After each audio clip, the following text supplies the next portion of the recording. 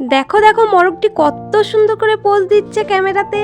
কেন পোজ দিচ্ছে জানো? আজকে এই মোরগটি রান্না হবে। তো আসসালামু আলাইকুম বন্ধুরা, তোমরা সকলে কেমন আছো? So friends, pay attention to the video.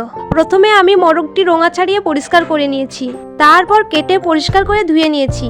এই মোরগ দিয়ে আমি ক্যাপসিকাম আর টমেটো দিয়ে রান্না করব। ক্যাপসিকাম আর টমেটোটা কেটেও নিয়েছি। প্রথমে কড়াইয়ে তেল দিয়ে ক্যাপসিকামটা ভেজে তুলে নিয়েছি।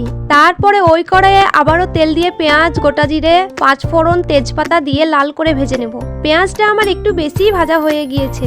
এবার সব মশলাগুলো দিয়ে দেবো। আদা রসুন বাটা দেবো, লবণ, জিরে, হলুদ, লঙ্কা, গোলমরিচ, সব মশলাগুলো একটু নেড়ে নিয়ে তেল ছেড়ে আসলে ক্যাপসিকাম আর টমেটোটা দিয়ে আবারও একটু নেড়ে নেব।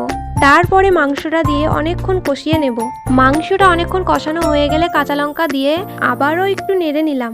মাংসটা কষানো হয়ে গেলে পানি দিয়ে একটু নেড়ে নিয়ে ঢেকে দেব। মাংসটা নামিয়ে নেওয়ার কিছুক্ষণ আগে তেজপাতা আর মিট মশলা দিয়ে ফুটিয়ে নামিয়ে নেব।